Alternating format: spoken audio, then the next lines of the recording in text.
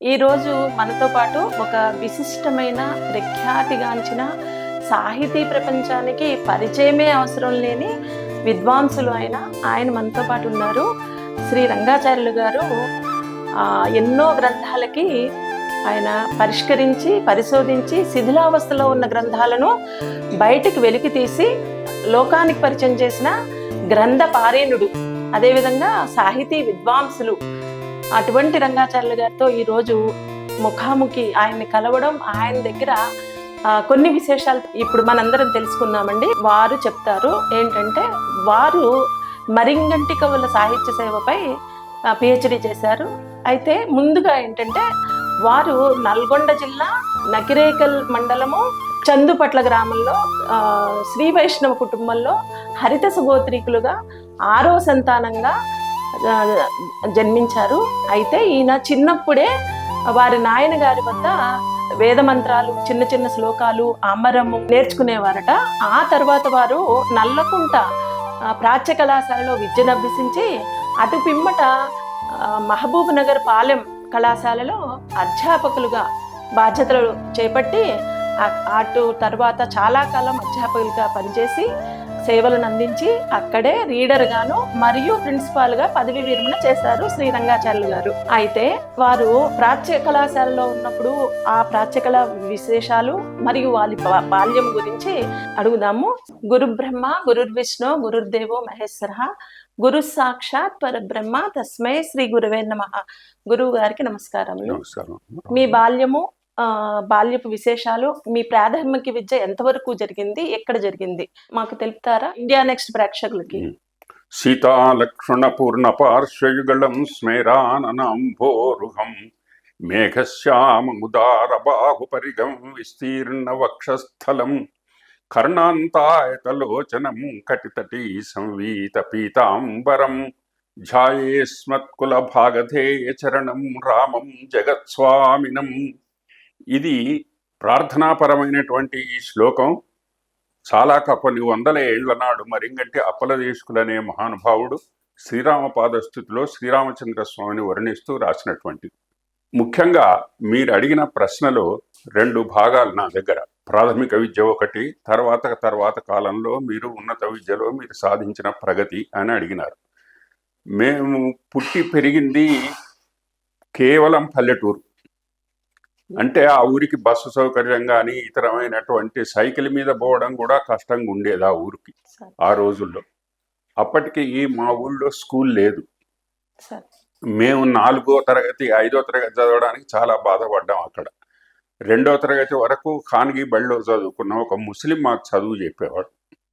ఆ చదువు నేర్చుకొని తర్వాత స్కూల్లో చేరినాం. ఒక సర్టిఫికెట్ కావాలి, డేట్ ఆఫ్ బర్త్ రికార్డు కావాలి అని. అట్లా ఆ ఊళ్ళో 4వ తరగతి వరకు చాలా కష్టంగా 5వ తరగతి వరకు వచ్చింది. ఏ ఊరు సార్ అది? మా చందుపట్ల, నకిరేకల్ మండలం చందుపట్ల, మా స్వగ్రామంలోనే.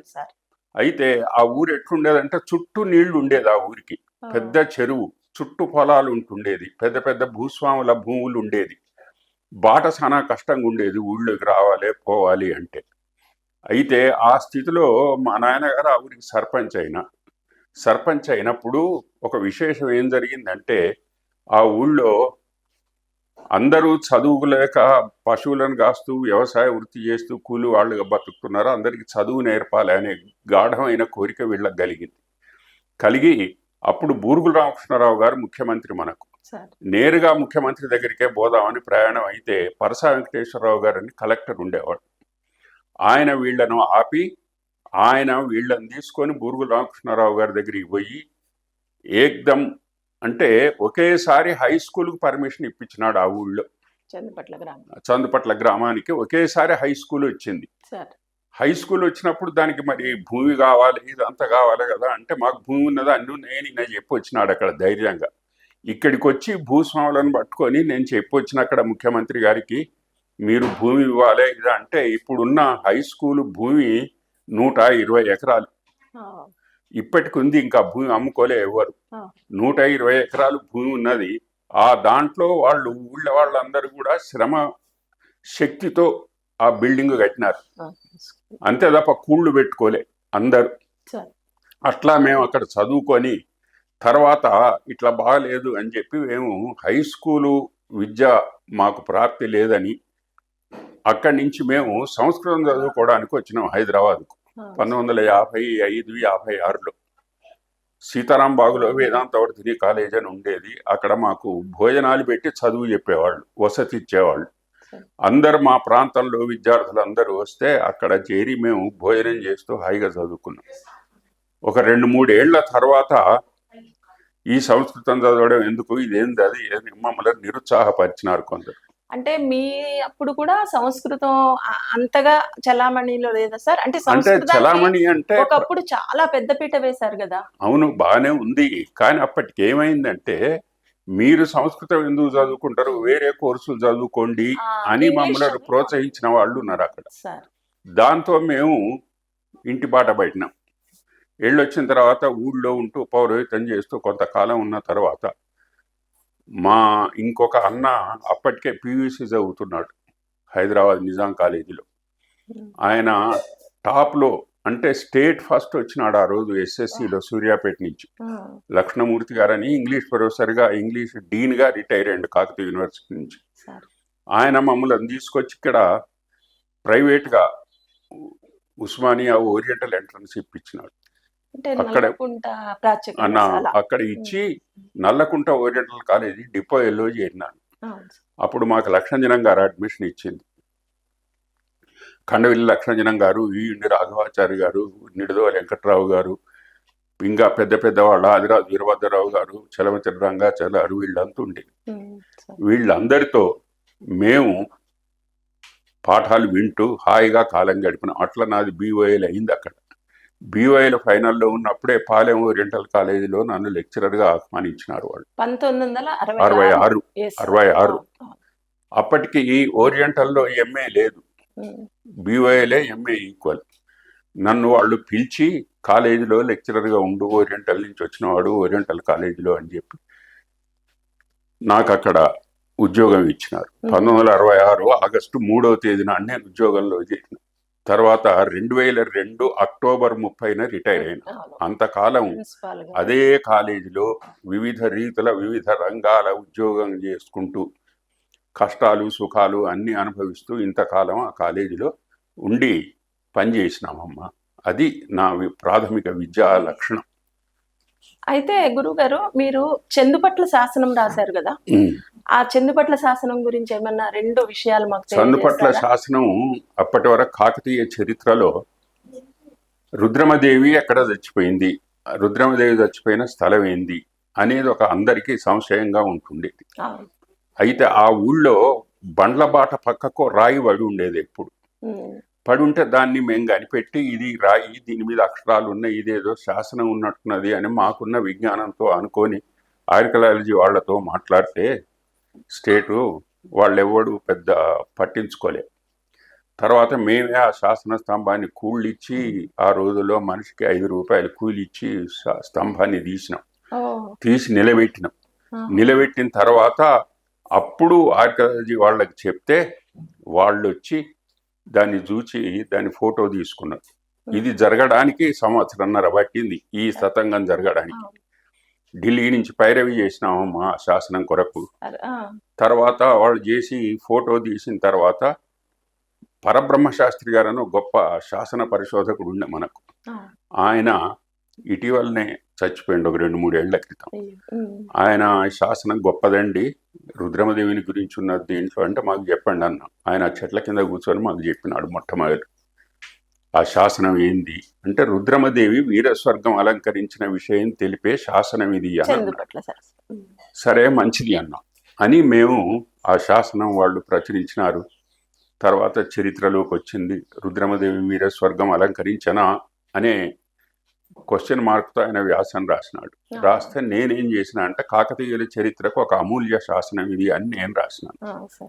అట్లా మాకు వచ్చిన తర్వాత ఇప్పుడు కాకతీయ చరిత్రలో మిక్కిలి విశేషమైనటువంటి శాసనంగా చందుపట్ల శాసనం ప్రసిద్ధి. ఎందుకంటే పువ్వుల ముమ్మడి అనేటువంటి వ్యక్తి ఆమె స్మారకంగా శాసనం వేయించినాడు. అది బాటకుంటుండే, దాన్ని మా ఊరు వాళ్ళందరూ తీసి పక్కకు పెద్ద అరుగు కట్టించి అరుగు మీద పెట్టించి దానికి చేసినారు. అక్కడ ముక్తేశ్వరరావు గారు అని కలెక్టర్ ఉండే నల్గొండలో. ఆ ముక్తేశ్వరరావు గారితో మాట్లాడితే ఆయన వచ్చి చూసి ఆ శాసనానికి మంచి గ్రానైట్ అవన్నీ తెప్పించి దానికి ఒక ఇది, తర్వాత ఒక 4 లక్షల ధనం ఇప్పించి పెద్దది రుద్రమదేవి విగ్రహం చేయించినాం. మన రాష్ట్రంలో ముఖ్యంగా తెలంగాణలో కానీ ఆంధ్ర ప్రాంతంలో కానీ అంత గొప్ప రుద్రమదేవి విగ్రహం లేదు ఎక్కడ, ఫోటోలలో తప్ప. గొప్ప శాసనం. దాన్ని ఆ విగ్రహాన్ని ఉప్పల్లో చేయించినాం. చాలా గొప్పనైనటువంటి విగ్రహం. మా ఊరి ముందర ఉంటుంది. ఆ వచ్చిన వాళ్ళందరికీ స్వాగతం పలుకుతుంటుంది రుద్రమదేవి. అగో ఆ విధమైనటువంటి పని మేము ఆ ఊళ్ళో చేసినాం. ఇప్పటి కాకతీయ చరిత్రకు చందుపట్ల శాసనం అమూల్యమైనటువంటిది. దానిపైన చర్చలు వాదోపవాదాలు ఎన్నో జరిగినాయి. అది ఆ శాసనం. ఆ ఊరు చందుపట్ల అని రాశారు కదా గురువు గారు, ఆ అనుభవాలు ఏమైనా చెప్తారా మాతో? మా ఊరిని గురించి నాకు రాయాలని కోరిక ఉండే. ఎందుకంటే మా ఊరు చాలా పెద్దది. నల్గొండ తాలూకాలోనే మొట్టమొదటి హై స్కూల్ ఉన్న ఊరు. తర్వాత అన్ని కులాల వాళ్ళు ఉన్నారు ఆ ఊళ్ళో. అన్ని కులాల వాళ్ళు కూడా ఎన్నడూ పోలీస్ స్టేషన్కు పోలేదు, ఎన్నడూ పోట్లాడుకోలేదు, అందరూ కలిసి ఉండేది. ఆ ఊరు మొత్తం ఎట్లుండేది అంటే మా నాన్నగారు చెప్పినట్టు వినేవాళ్ళు ఊరు జనం అంతా. దేవాలయాలు ఉన్నాయి, రామాలయం ఉంది, శివాలయం ఉన్నది, నరసింహాలయం ఉన్నది, బండపాలెం పక్కకు దేవాలయం అది. అవన్నీ గుట్ట మీద ఉంటుంది. దానికి సారంగాచలము అని పేరు. ఆ దేవాలయాలు ఉన్నాయి. జనం అంతా కలిసి ఉండేవాళ్ళు. వాళ్ళ కుటుంబాలు ఎట్లున్నాయి, కుటుంబాలలో వ్యవసాయాలు ఎట్లుండేవి, చెరువు నీళ్ళు ఎట్లా వాడుకునేవాళ్ళు, జీవన విధానం ఎట్లుంది ప్రజలకు, వాళ్ళ ఆహార వ్యవహారాలు ఎట్లుంటుండేవి, స్త్రీలు కానీ పురుషులు కానీ ఎట్లా కలిసి ఉండేవాళ్ళు, అన్న అమ్మ అక్క అని తప్ప ఎవరిని కూడా ఇతరమైనటువంటి పద్ధతిలో పిలిచిన వాళ్ళు లేరు. వాళ్లతో అట్లా ప్రవర్తించలేదు. అది ఆ ఊరి విలక్షణత. ఆ ఊళ్ళో ఉండేటువంటి శాసనం కానీ, తర్వాత అక్కడ ఉండే చరిత్ర, అక్కడ ఉండే పెద్దలు, ఆ చుట్టుపట్టు స్కూలు, వాటిని గురించి నేను ఈ విషయాలన్నీ, ఒక ఊరిని గురించిన విషయాలు భవిష్యత్తులో మర్చిపోకుండా ఉండాలి అనే ఊహతో నేను ఆ పుస్తకం రాయటం జరిగింది. అందుకే సార్ మా లాంటి వాళ్ళం మేము తెలుసుకుంటున్నాం ఆ పుస్తకం చదివి. అంతే. అందుకొరకు ఎప్పటికైనా పనికొస్తుంది భవిష్యత్తు తరాలకు కూడా, మీరు భవిష్యత్తు తరాలకు అది అవసరం. అవును సార్. అందుకొరకు ఆ పుస్తకం రాయవలసి వచ్చింది. అవును గురుగారు. అయితే మీరు ఎన్నో గ్రంథాలు, తాళపత్ర గ్రంథాలు, శిథిలావస్థలో ఉన్న తాళపత్ర గ్రంథాలు సుమారు 40 గ్రంథాలు మీరు వెలికి తీసి దాన్ని వెలుగులోకి తీసుకొచ్చారు. అంటే సాహితీ ప్రపంచానికి ఈ గ్రంథాలు ఉన్నాయి అని తెలిపారు మీరు.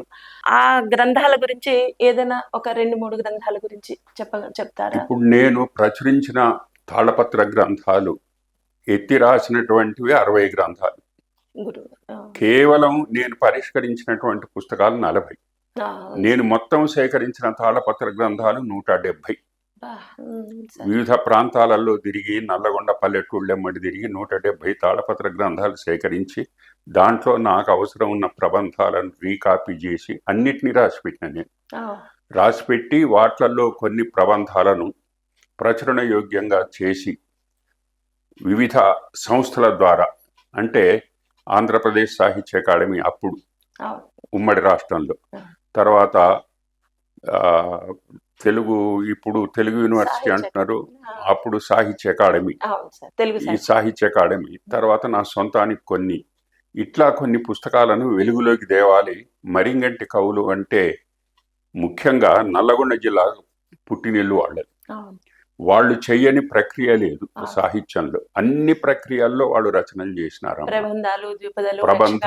ప్రబంధము, ద్విపద, యక్షగానం, శతకం, హాస్యం, నాటకం, అన్ని హరికథలు అన్ని ఉన్నాయి దాంట్లో.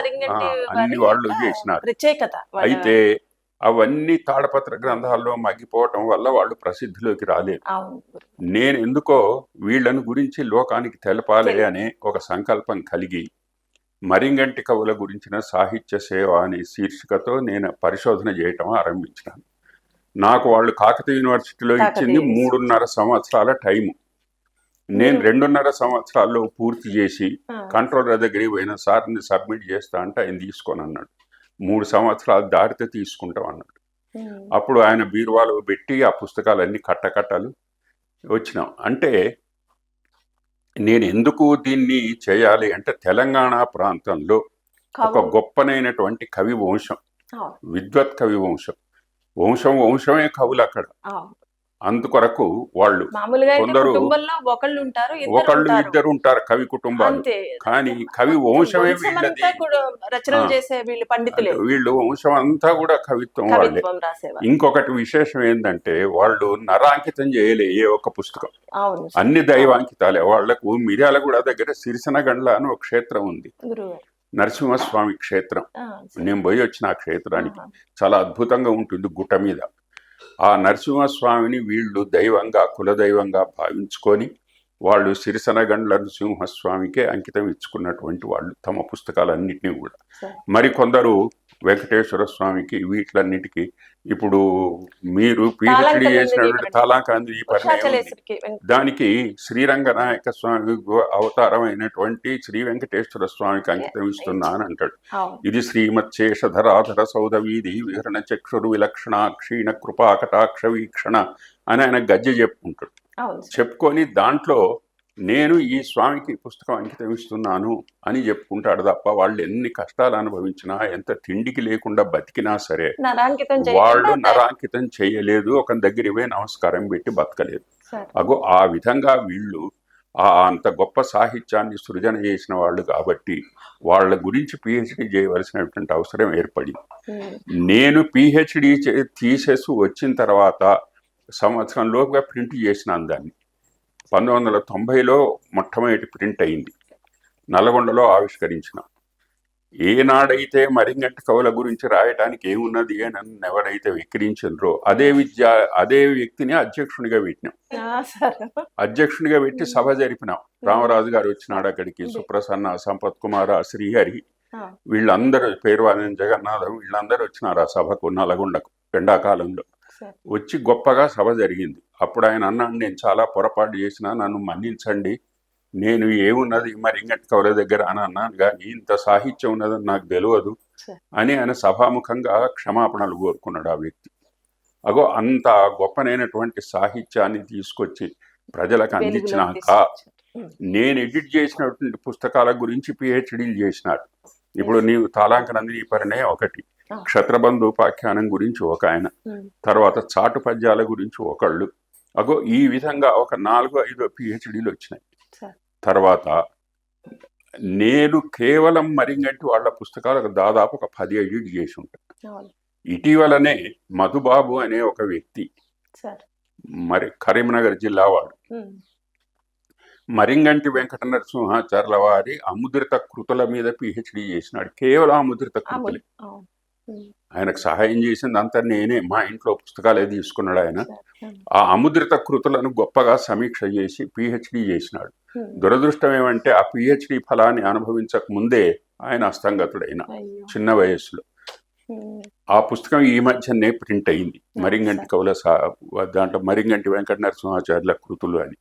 అంటే మరింగంటి వాళ్ళను గురించి నేను పరిశోధన చేసిన తర్వాత వాళ్ళ పుస్తకాల పైన పరిశోధన చేసినటువంటి వాళ్ళు ఎంతో మంది పరిశోధకులు ఆ పుస్తకాలను గురించి పరిశోధన చేసినారు. నేను ప్రింట్ చేసిన పుస్తకాలు అందులో, వాళ్ళు ప్రింట్ చేయలే, వాటిని పరిశోధన చేసినారు అంతే తప్ప ప్రింట్ అయిన కాపీని ముందు పెట్టుకొని రాసిన వాళ్ళే తప్ప తాళపత్ర గ్రంథాన్ని విప్పి పరిశోధించి చదివిన వాళ్ళు లేరు. అయితే ఈ తాళపత్ర గ్రంథాలు మీరు సేకరించారు కదా, సుమారు 40 గ్రంథాలు సేకరించారు, పరిష్కరించారు, వెలుగులోకి తీసుకొచ్చారు. అయితే ఈ తాళపత్ర గ్రంథాలు సేకరించినప్పుడు మీ అనుభవం, అంటే తాళపత్ర గ్రంథాలు ఎక్కడెక్కడ ఎలా సేకరించారు, అంటే మీకు అసలు ఆ యొక్క థాట్ ఎలా వచ్చింది తాళపత్ర గ్రంథాలు? అంటే నాకు ఒకటి ఏంటంటే, చదువుకునే రోజుల్లో మా గురువు గారు ఆదిరాజు వీరభద్రరావు గారు ఉండేవాడు. తర్వాత మాకు మిత్రుని వలె డాక్టర్ రామరాజు గారు ఉండేవాడు, నిడదవ వెంకటరావు గారు ఉండేది. ఈ పెద్దలు తాళపత్ర గ్రంథాల గురించి చెప్తుండేవాళ్ళు, దీంట్లో ఈ విషయాలు ఉన్నాయి, దీంట్లో ఇది ఉన్నది. తర్వాత ఆదిరాజు వీరభద్రరావు గారు మొట్టమొదటి పర్యాయం తాళాంకనందిని పరిణయం గురించి చాలా గొప్ప వ్యాసం రాశారు. గురుగారు, మీరు మరింగంటి కవుల సాహిత్య సేవపై పరిశోధనా గ్రంథం సమర్పించారు, కాకతీయ విశ్వవిద్యాలయం వారికి డాక్టరేట్ పొందారు. అయితే మీరు ఒక విషయం ప్రస్తావించారు అక్కడ, ఏమనంటే కేశవస్వామి శతకం మీద మీరు ఒక వ్యాసం రాశారు, ఆ వ్యాసమే దీనికి స్ఫూర్తి అని అన్నారు. అంటే ఎలా సార్? అంటే మీకు కేశవ స్వామి శతకం గురించి మాకు కొంచెం చెప్తారా? కేశవ స్వామి శతకకర్త మరింగంటి కవుల వారు రాఘవాచార్యులు గారు. తాళంకనందిని ప్రణయకర్త సూర్యమరింగంటి వెంకట నరసింహాచార్యులు గారు అగ్రజులు. ఈయన కేశవ స్వామి శతకం రాశారు. అయితే ఈ కేశవ స్వామి శతకంలో కేశవుడు ఆ గుడి ఎక్కడ ఉంది గురువు గారు? ఇప్పుడు కేశవ స్వామి శతకం అనేది అంచప్రాసతో రాసినటువంటిది మొత్తం. దాని మకుటం కేశవస్వామి భాస్వత్ ఖగేశగామి అని. ఖగ ఈశగామి. ఖగము అంటే గరుత్మంతుడు. గరుత్మంతుడు అనే అధికారి పైన నువ్వు సంచరించేటువంటి వాడా ఓ కేశవస్వామి అని. ఈ కేశవస్వామి అనేది కేశవపురం అనేది జడ్చల దగ్గర గంగాపురం అని ఉన్నది. ఆ గంగాపురం చెన్నకేశవస్వామిని గురించి ఈ శతకం చెప్పబడింది. అట్లా దానికి ఆ రోజుల్లో మరింగంటి వాళ్ళు అక్కడ స్థానాచార్యులు. ఆ వెనకట నిజాం రోజులలో అక్కడ ఉండి ఆ మహానుభావుడే శతకం చెప్పినాడు. ఇది వృషాద్రి స్వామి పదభక్తి నిరతుండ సత్కృపాలబ్ధ మేధాని దుండ గురుతర మౌద్గల్య గోత్ర సంజాతుండ శ్రీవాస పదసేవ శేఖరుండ అని ఆయన తన ఇంటి పేరట మరింగంటి వారనుచుండ అని చెప్పుకున్నాడు ఆయన తన గురించి ఆ శతకం చివరిలో. తర్వాత వీళ్ళ అన్నగారిని గురించి అంటే వీళ్ళ తాళంకనందిని పన్నెండు రాసిన పరస్పరం అన్నదమ్ములు ఒకళ్ళకొకళ్ళు ఎంత గొప్పగా చెప్పుకున్నారంటే రాఘవార్యుండు రెండవ రాఘవుండు అని నన్ను గురించి చెప్తాడు ఆయన.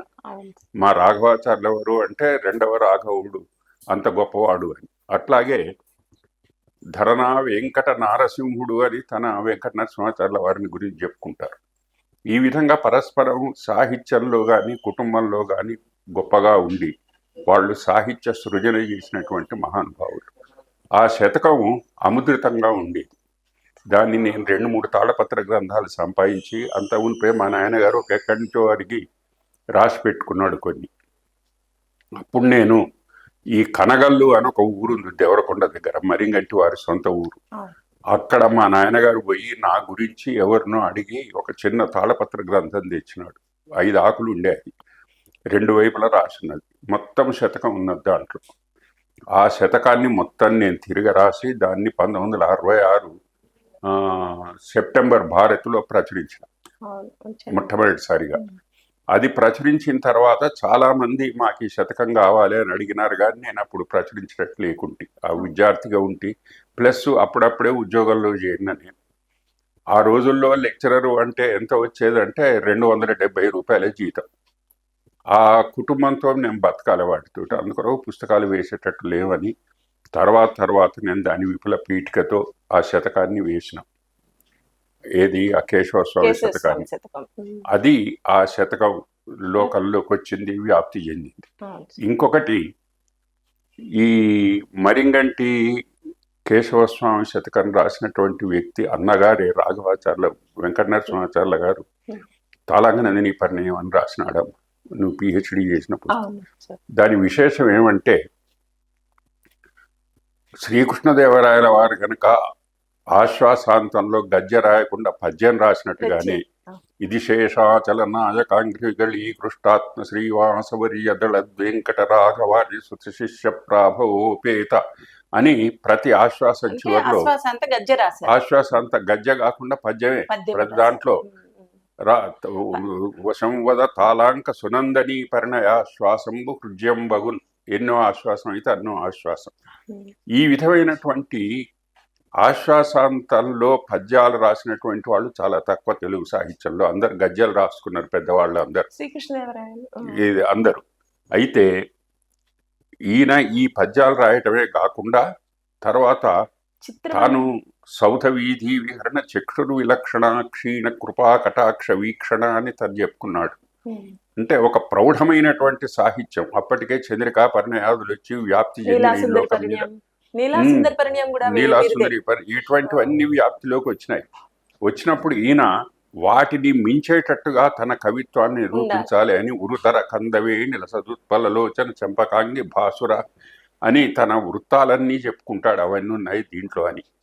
అగో ఆ విధంగా కవులు ఒక ప్రతిజ్ఞ చేసి ఆ ప్రతిజ్ఞ ప్రకారంగా తమ కవితను పూర్తి చేసి భగవదంకితం చేసినటువంటి మహానుభావులు మరింగంటి కవులు. అందుకొరకు వాళ్ళని తలుచుకోవటం కూడా మన పురాకృత జనురు విశేషమే భావించాలి. అది తర్వాత ఈ వీళ్ళందరికీ మూల పురుషుడైనటువంటి చాలా ప్రాచీనుడైన మరింగటి సింగరాచార్యుల వారు దశరథ రాజనందన చరిత్ర అని నిరోష్ట రామాయణం రాసినాడు. అప్పటికి సంస్కృతంలో ఉంది. మును రామాయణము నిరోష్యముగా ఇంపుల్ మీర సాకల్యమల్ల నతా సంస్కృత భాష చేసనన ఆలాగున్ చెవుల్ నిండగా వినుటే గాని కనంగా లేదు అని చెప్పుకుంటాడు. వాడు రాసినాడన్నది తప్ప ఎప్పుడో తెలియదు అని ఈయనే మొట్టమొదట తెలుగులో నిరోష్ట్య రచన చేసినటువంటి వాడు. అయితే నిరోష్ట్య రచన ఇంకోటి కూడా ఉంది కదా గురువు గారు, నిరోష్ట్య సీతా కళ్యాణం. ఈయనదే శుద్ధాంధ్ర నిరోష్ట్య సీతా కళ్యాణం. అచ్చ తెలుగులో నిరోష్ట్యంలో సీతా కళ్యాణం అని చెప్పడం ఇది మామూలుగా తత్సమ కావ్యం. కానీ అక్కడ మాత్రం ఆయన అచ్చ తెలుగులో నిరోష్ట్య అని చెప్పి పొన్నికంటి తెలగన లాంటి వాళ్లకు మార్గదర్శకుడుగా నిలబడ్డాడు ఆయన. కొన్నాళ్ల క్రితం ఒక వాదం ఉండేది, పొన్నికంటి తెలగన మొట్టమొదటి అచ్చ తెలుగు కావ్యం రాసింది ఏ చరిత్ర లేకుంటే సింగరాచార్యుల వారదా అనే ఒక వాదం ఉంటుండే. కానీ ఆ వాదంలో నేను కూడా కొన్ని సవిధలు వేసినటువంటి వాడిని. నేను సింగరాచార్యుల వారి పక్షంలో నేనున్నా, ఏ చరిత్ర వైపు కొందరున్నారు. ఆ విధంగా యుద్ధాలు జరిగినాయి పత్రికల్లో, భారతి మొదలైన పత్రికల్లో. సరే, ఆయనకు ఇంకొకటి ఏమంటే ఆ రోజుల్లో వీళ్ళు మరింగంటి కవులు మల్కిభరాం దగ్గర మంచి పదవిలో ఉండేవాళ్ళు. మల్కిభరాం అగ్రహారాలు ఇచ్చినాడు వీళ్ళకి, పెట్టుకున్న యాదవాకిల్లము అనేటువంటి. అయితే అక్కడ ఉన్నప్పుడు వీళ్ళ పలుకుబడిని ఉపయోగించుకోవడానికి పొన్నికంటి తెలగన్న వచ్చి ఎట్లా అని అడిగితే ఈయన అచ్చతలు కావ్యాన్ని అక్కడ మీర్ జుమ్లా పదవిలో ఉన్నటువంటి అమీన్ ఖాన్ కి అంకితం ఇప్పించాడు. తన పుస్తకాలు ఇయ్యలే, ఎందుకంటే తన అరాంకిత విముఖుడు కదా. అందుకొరకు పొన్నికంటి తెలగన పుస్తకాన్ని ఇప్పించినాడు. దాంట్లో మరింగంటి అప్పలాచార్ల వారిని గురించి పొన్నికంటి తెలగన చెప్పుకుంటాడు. మరింగంటి అప్పన గారిని పిలిపించి కన్న కవిత చెప్పుకుంటాడు ఆయన. నన్ను పిలిపించి ఆయన ఈ పుస్తకాన్ని అంకితం ఇప్పించినాడు, ఇంత గొప్పవాడు అని తాను చెప్పుకుంటాడు. అట్లా మరింగంటి కవులు ఒకళ్ళకి సహాయం చేయటం సాహిత్యపరంగా తాము రాణించడం అనేటువంటిది ఆ రోజుల్లో జరిగింది. అది. అయితే గురువుగారు, మీరు పాలెం ప్రాచ్య కళాశాల, ఓరియంటల్ కళాశాల, ఓరియంటల్ నల్లకుంట, దాని ప్రత్యేకత అంటే అది ఇప్పుడు పాలెం ప్రాచ్య కళాశాల చాలా ప్రాముఖ్యమైనది, ప్రత్యేకమైన అందులో చదువుకున్న విద్యార్థులు చాలా ప్రత్యేకంగా పాండిత్య ప్రతిభ కలిగి ఉంటారు నాకు తెలిసినంత వరకు. అది ఆ పాలెం ప్రాచ్య కళాశాలలో మీరు చాలా రోజులు బాధ్యతలు స్వీకరించారు. అయితే దీనికి కారణం ఏమిటి సార్? అంటే అక్కడున్న సిలబస్ వల్లనా లేకపోతే గురువుల వల్లనా పాలెం ప్రాచ్య కళాశాలకి ఎందుకు అంత చక్కటి పేరు? ఏమంటే 1964లో తెలుగు పండితుల క్షామం ఏర్పడింది. బ్రహ్మానంద రెడ్డి గారు అక్కడ కరస్పాండెంట్ సుబ్బయ్య గారిని పిలిచి, ఏమయ్యా తెలుగు ఇన్ని కాలేజీలు పెట్టుకున్నావు, నువ్వు తెలుగు పండితుల కొరకు కాలేజీ పెట్టు బాగుంటుంది అంటే, సార్ నేను నడపలేను, కష్టమైందంటే, నేను గ్రాంటీన్ ఐడి ఇస్తాను నడుపు కాలేజ్ అన్నాడు. గ్రాంటీన్ ఐడితోనే మేము అడ్మిట్ అయినాం అక్కడ ఉద్యోగుల్లో. ఇప్పుడు గ్రాంటీన్ ఐడి కావాలంటే చాలా కష్టం. చేసి అట్లా పల్లెటూళ్ళల్లో ఉండే జనాన్ని అంతా తీసుకొచ్చి ఆయన అక్షరాస్యులే చేసిండు. చాలామంది 10th పాస్ కాగానే పశువుల కాపర్లుగాను వ్యవసాయాలు ఇట్లా పోతుంటే వాళ్ళందరినీ తీసుకొచ్చి ఉచితంగా అన్నపానాదులు ఇచ్చిండు ఆయన. ఊళ్ళో హాస్టల్ కట్టించి అన్నాలు పెట్టించినాడు, మమ్మల్ని పిలిపించి ఉద్యోగాలు ఇచ్చినాడు. మేము ఉండి అక్కడ ఏం చేసినామంటే, మేము పిల్లలకు ఒకటే చెప్పేది, మీరు చదువుకోండి, దేశాన్ని బాగు చేయండి, మీరు బాగుపడండి అని చెప్పేవాళ్ళం. అట్లా మొట్టమొదటి బ్యాచ్లో అక్కడ చదువుకొని బయటకు వెళ్ళింది కసిరెడ్డి వెంకటరెడ్డి. మొట్టమొదటి బ్యాచ్, నాకు మొట్టమొదటి స్టూడెంట్ అక్కడ కాలేజీలో. తర్వాత వచ్చినటువంటి వాళ్ళు ఇప్పుడు తెలుగు యూనివర్సిటీలో వైస్ ఛాన్సలర్గా ఉన్నాడు కదా నిత్యానందరావు, ఆయన 1980 వరకు మా స్టూడెంట్ అక్కడ. తర్వాత యాదగిరి అని గొప్ప ఆర్టిస్ట్ ఉన్నాడు. ఇట్లా 100 మంది విద్యార్థులు చాలా కష్టపడి వాళ్ళు అక్కడ చదువుకున్నారు. వాళ్ళు ఎప్పుడైనా పల్లెటూరు కాబట్టి సినిమాలు లేవు, సైకిళ్ళు లేవు, ఆ ఊళ్ళో సైకిల్ ట్యాక్సీ ఉండకపోయేది, ఏమీ లేవు కాబట్టి చదువు బయటకు వెళితే మేము కనపడేది వాళ్ళకు, కానీ భయం వాళ్ళకు. ఆ రోజులు ఇప్పుడున్న స్టూడెంట్స్ కాదు కదా వాళ్ళు, అప్పుడు భయం ఉండేది. అందుకొరకు వాళ్ళు భయంతో చదువుకున్నారు, బాగుపడ్డారు. ఏ హై స్కూల్ పోయినా 10 మంది పిల్లలకు పద్యాలు నేర్పినారు, చదువు నేర్పినారు, పిల్లలకు పాఠాలు చెప్పగలిగినారు. ఇప్పటికీ మాకు అదే సంతోషం. మాకు ఇంకా డిగ్రీ లేకపోయే ఉన్నతోద్యోగాలని మేము అనుకోం. మా పిల్లలే మాకు అన్ని విధాలుగా బిరుదాభిరాములు. వాళ్ళని చూసి మేము సంతోషిస్తుంటాం. అది ఇప్పుడు నల్లకుంట ప్రాచ్య కళాశాల దాదాపు మూసివేయబడింది. దానికి కారణం ఏమిటి గురువు గారు? అంటే ఒకటమ్మా, తెలంగాణ ప్రభుత్వం వస్తే తెలుగు భాషకు ఏదో జరుగుతుంది అని మేము అనుకున్నాం. చాలా ఆశలు పెట్టుకున్నాం. తెలుగు భాషకు ఏం జరిగింది అంటే గొప్ప అపకారం జరిగింది. మొట్టమొదటిసారిగా ఓరియంటల్ కళాశాలలో గ్రాంట్ ఎయిడ్లో ఉన్న పోస్టులన్నింటినీ డిగ్రీ కాలేజీకి మార్చినారు. మార్చడం వల్ల ఇక్కడ అధ్యాపకులు తక్కువ పడ్డారు. అధ్యాపకులు లేరని విద్యార్థులు రావటం మాన్నారు. తర్వాత పాలెం కాలేజీ కూడా అంతే. ఇప్పుడు ఏమైనా రాష్ట్రం మొత్తం మీద తెలంగాణలో ఒక 2-3 కాలేజీలు బతికున్నాయి. అవి కొన ఊపిరితో. సారస్వత పరిషత్ వాళ్ళు చాలా కష్టపడి నారాయణ రెడ్డి గారు పైరవి చేసి పర్మిషన్ తెచ్చుకున్నాడు. తర్వాత ధర్మపురిలో ఒకటి, వేములవాడలో ఒకటి, ఇట్లా ఒక 2-3 కాలేజీలు ఉన్నాయి. పాలెం కాలేజీ కూడా మూసేసినారు. దాదాపు అక్కడ 80,000 పుస్తకాలు ఉన్నాయి ఆ లైబ్రరీలో. పెద్ద కంప్యూటర్స్, పెద్ద ఫర్నిచరు ఇవన్నీ ఉంటుండేది. కాలేజీ మూసేసినారు. అంటే అడ్మిషన్స్ లేకుండా, అడ్మిషన్స్ వద్దు అంతే. మూసేయడం అంటే వీళ్ళు తాళం వేయలేదు, కానీ అడ్మిషన్స్ లేవు, స్టాఫ్ లేరు, లేవు. అందుకొరకు విద్యార్థులు లేరు. ఎవడొస్తాడు ఇక్కడికి? అందుకొరకు తెలంగాణ ప్రభుత్వం చేసిన, ఆ రోజు తెలంగాణ ప్రభుత్వం చేసిన మొట్టమొదటి ద్రోహం తెలుగు భాషకు నాశనం చేయడానికి ప్రయత్నించినారు.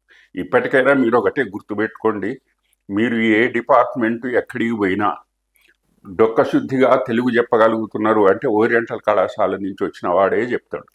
మీరు స్పెషల్ BA తీసుకున్నవాడు, BSc నుంచి వచ్చిన వాడు చెప్పే తెలుగులో రుచి ఉండదు. ఇది ప్రామాణికంగా, అంటే ప్రామాణికమైనటువంటి భాష, ఒక ఉచ్చారణ, ఒక శక్తి, భాషలో ఒక నిర్ణయం ఉంటుంది.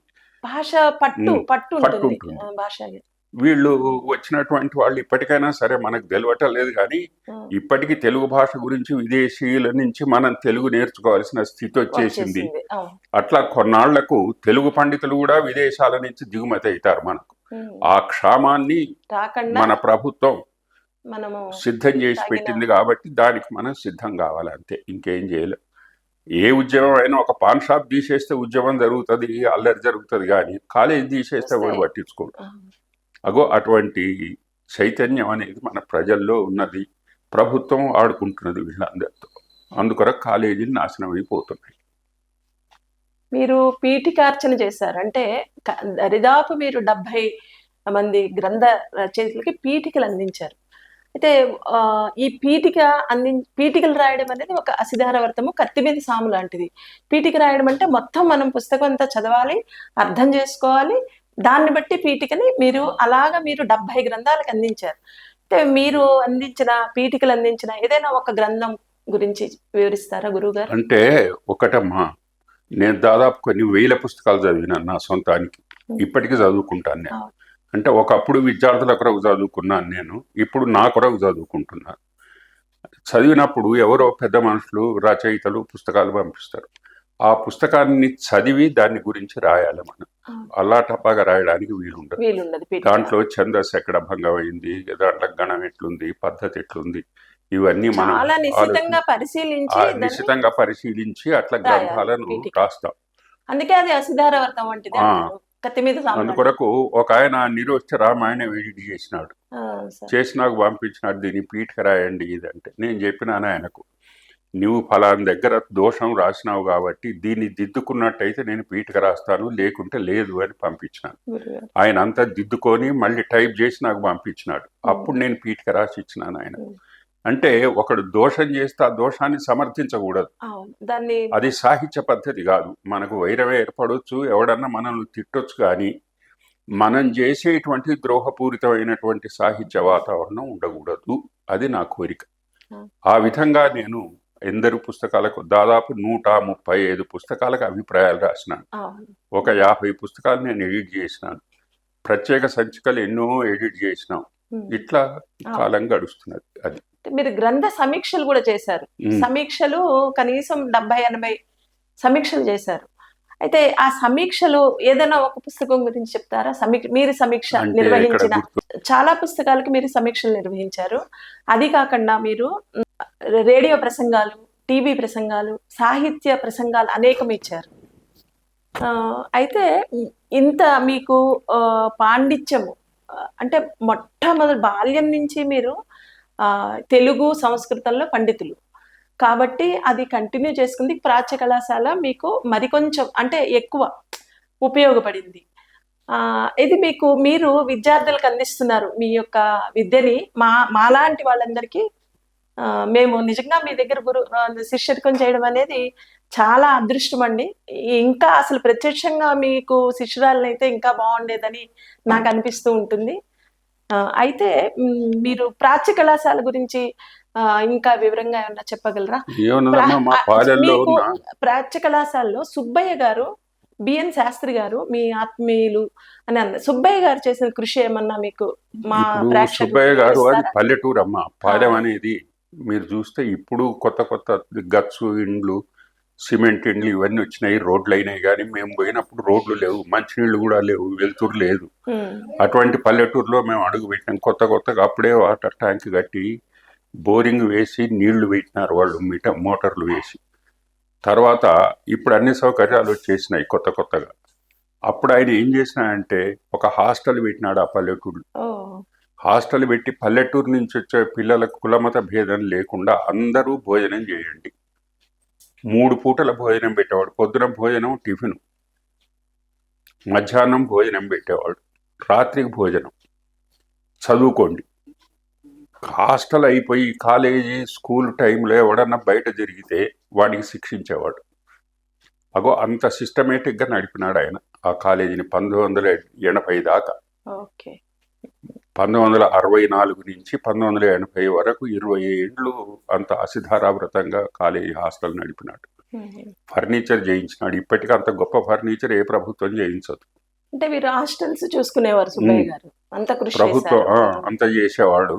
ఆయన దాన్ని ఎంతో గొప్పగా పోషించాలి అని అనుకున్నాడు. తర్వాత ఆయన చరమ దశలో అంటే 1960 ఏర్పడ్డప్పుడు ఆయన ప్రభుత్వానికి స్వాధీనం చేసుకున్నాడు. చేసి కాలేజీ నడుపుకోండి అన్నాడు. పక్కా బిల్డింగ్ కట్టినాడు. ఇప్పటికీ ఆ బిల్డింగ్ను చూస్తే ప్రభుత్వంలో ఒక ప్రాజెక్ట్ కట్టినంత విలువ ఆ బిల్డింగ్.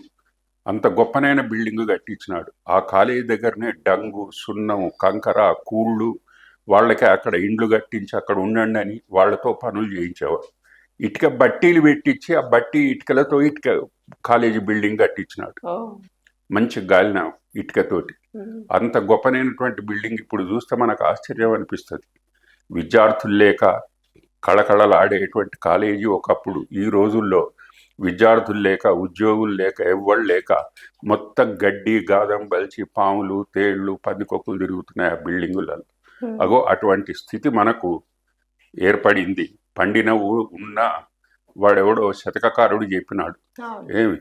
ఏమంటే ఎండిన ఊళ్ళ గోడెరిగింపడెవ్వడు, పండిన ఊళ్ళకే ప్రభువులంతా అంటాడు. ఎండిపోయిన వాళ్ళని గురించి ఎవడు అడగడు. కానీ ఎక్కడ పంట వస్తుందో అక్కడ పోయి శంఖాలు వసూలు చేస్తారు. మా పాలెం కూడా ఆ స్థితికి దాపరించినందుకు మేము బాధపడుతుంటాం చూసి. ఎందుకంటే సస్యశ్యామలోపేతమైనటువంటి భూములను చూసినాం, అవి బీడుపడుతుంటే కూడా చూస్తున్నాం మేము. అగో ఆ స్థితి, అది బాధాకరమైనటువంటి స్థితి. ఆ సుబ్బయ్య గారి కీర్తి మాత్రం మా అందరికి ఈ రోజు మేము 2 పూటల అన్నం తింటున్నాం అంటే సుబ్బయ్య గారి పుణ్యమే. మాకు ఉద్యోగాలు ఇచ్చి, మాకు జీతాలు ఇచ్చి, విద్యార్థులను చదువుకోమని అంత చేసినటువంటి మహానుభావుడు. ఆయన ఊరికి భిక్ష పెట్టినటువంటి వ్యక్తి. అందరికీ విజ్ఞాన భిక్ష పెట్టినాడు. విజ్ఞాన భిక్ష తరగంది. ఎవరికన్నా బియ్యం పెడితే వాడు వండుకొని తింటాడు, అయిపోతుంది. కానీ విజ్ఞాన భిక్ష అనేటువంటిది ఏనాటికైనా ఉంటుంది. విద్య అనేది నిలుస్తుంది. ఆయన విద్యాదానం చేసినటువంటి వాడు. ఆ మహానుభావుడికి, సుబ్బయ్య గారికి మనందరం, అసలు తెలంగాణ ప్రభుత్వమే ఆయనకు కృతజ్ఞులై ఉండాలి.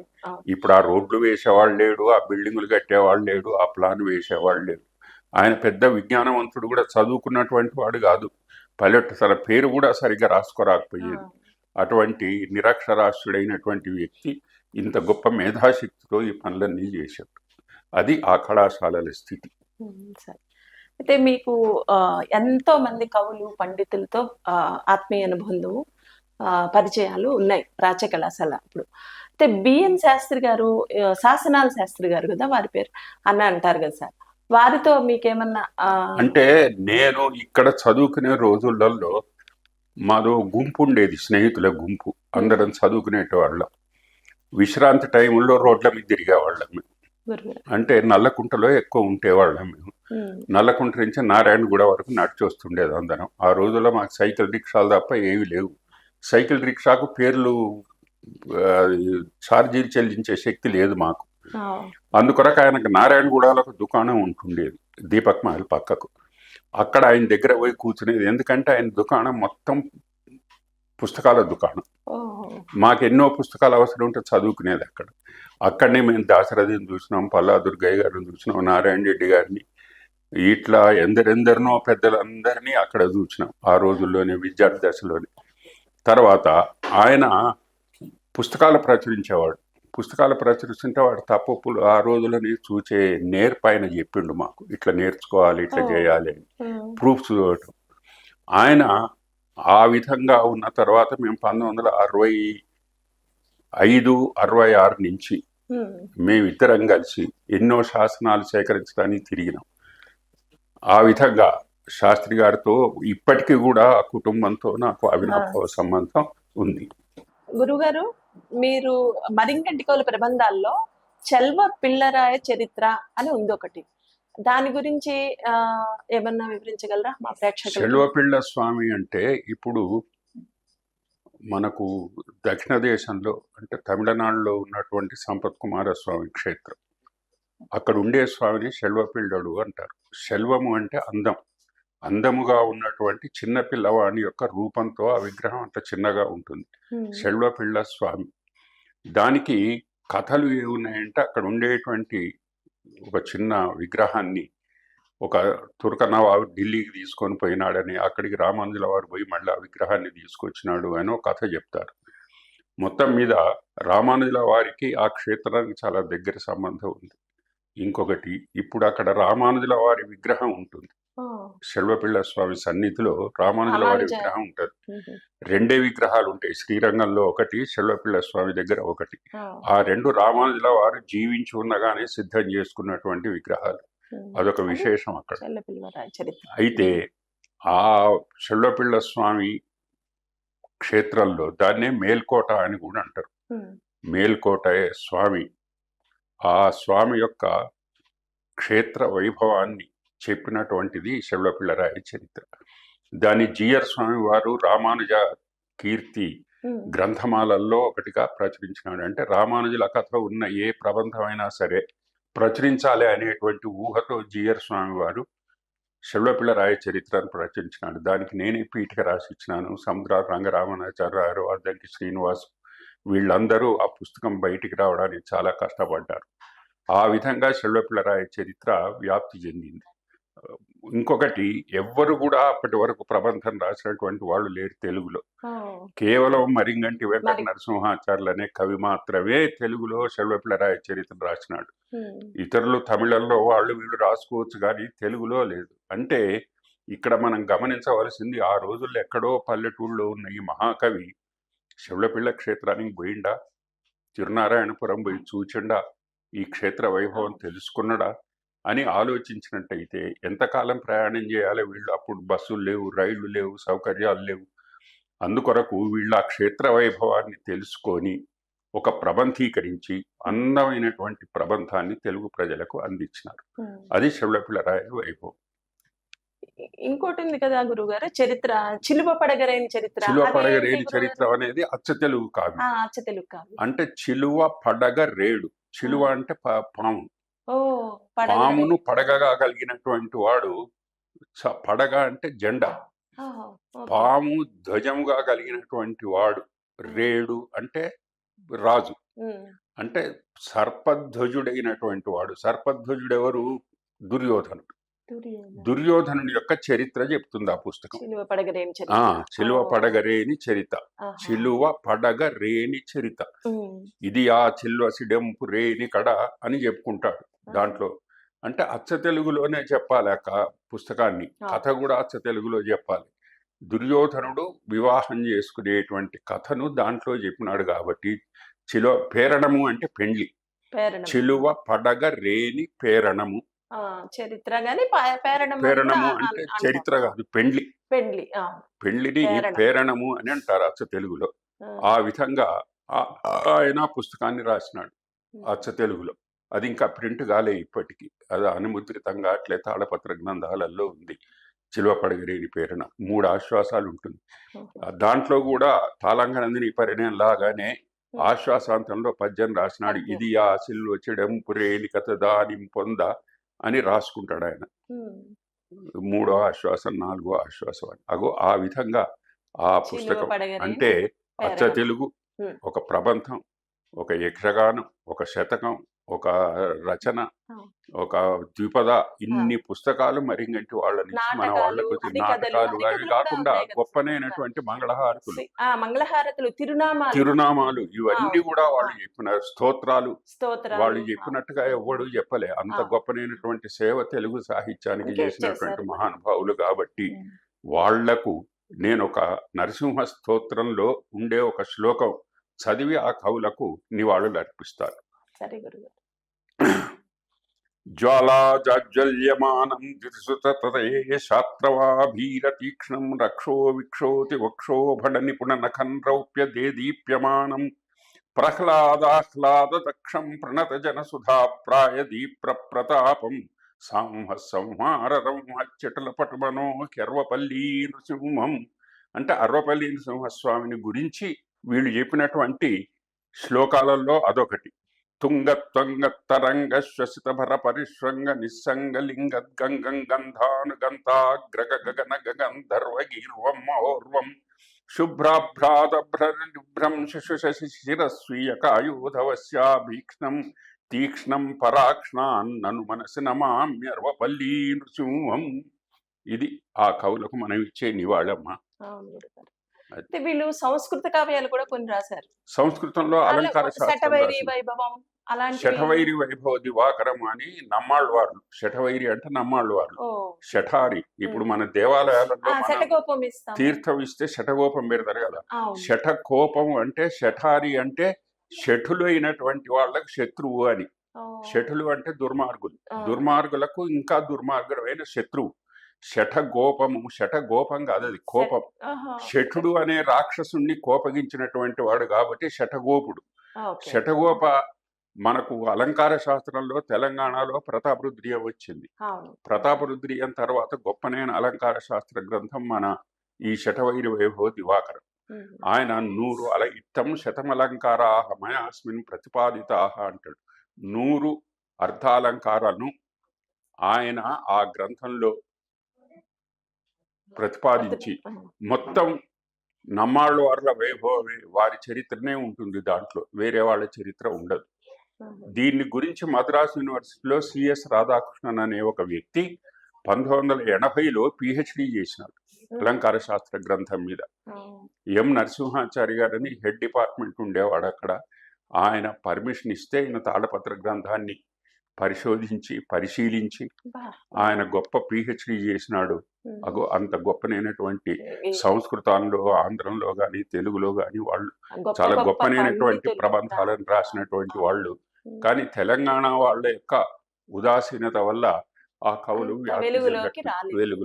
కానీ ఇప్పుడు తెలుస్తుంది కదా గురువు గారు, మరింగంటి కవులు ఇప్పుడు చాలా మంది PhD చేసినారు, చాలా మంది చేశారు. తాళంకనందిని పరిణయములో చతుర్థాశ్వాసము డిగ్రీ చదివే సెకండ్ ఇయర్ పిల్లలు పెట్టారు కదా, సుభద్ర విలాపం, అదే వాగ్దాన భంగం అని. సుభద్ర విలిపిస్తుంది వాగ్దాన భంగం, కొడుకు అని ఎప్పుడైతే రాజ్యాలు పోయాయో అప్పుడు ఇవ్వను అని చెప్పి చేస్తాడు కదా. గురుగారు, మరింగంటి కవుల తాళంకనందిని పరిణయం ఉంది కదండి, శ్రీ ఆసూరి మరింగంటి వెంకట నరసింహాచార్యులు గారు వారు రసవత్తు ప్రబంధాన్ని రచించారు. వర్ణనానిపుణ కావ్యం అంటూ అనేక అష్టాదశ వర్ణలతో అలంకారాలతో చక్కటి రసవత్ ప్రబంధాన్ని రచించి మనకు అందించారు. అయితే ఆయన కృతికర్త గారు ఆసూరి మరింగంటి వెంకట నరసింహాచార్య గారు తాళంకనందిని పరిణయంలోని ఒక పద్యము మీ ముందు చెప్పే అదృష్టం నాకు కలిగింది గురువుగారు. అది ఒక చెప్తాను ఆ పద్యము. నిగమసారంబు లెందాక నెగడుచుండు భూమి భారంబు నెందాక మోయునయ్య అంత నామఫణీశ్వరుణ్ణు ఉండునంత దాకా బరగు తాళాంకనందిని పరిణయంబు అన్నారు. అంటే ఈ భూమి మీద రామాయణము, ఆగమాలు, శాస్త్రాలు ఎంతవరకు నిలిచి ఉంటాయో నా కావ్యం అయినటువంటి తాళాంకనందిని పరిణయం కూడా చిరస్థాయిగా నిలిచి ఉంటుంది అని కవిగారు ఎంతో ధైర్యంగా గుండె నిబ్బరంగా చెప్పుకున్నారు. ఎందుకంటే ఆ ప్రబంధం యొక్క ప్రాశస్త్యం అటువంటిది కాబట్టి వారు అంత ధైర్యంగా చెప్పగలిగారు. దీనికి ఈ పద్యానికి ప్రభావం చూపింది ఏంటంటే వాల్మీకి యావస్థాస్యంతి గిరయ సరితశ్చ మహీతలే తావద్ రామాయణ కథ లోకేషు ప్రచరిష్యతి అంటాడు. ఆ శ్లోకాన్ని అనుసరించి ఈయన కూడా తన ప్రబంధం ఇంతకాలం సూర్యచంద్రులంతకాలం నిలుస్తుంది, పానుడెందాక అభ్రగతుండయ్యుండు అని చెప్పుకుంటాడు.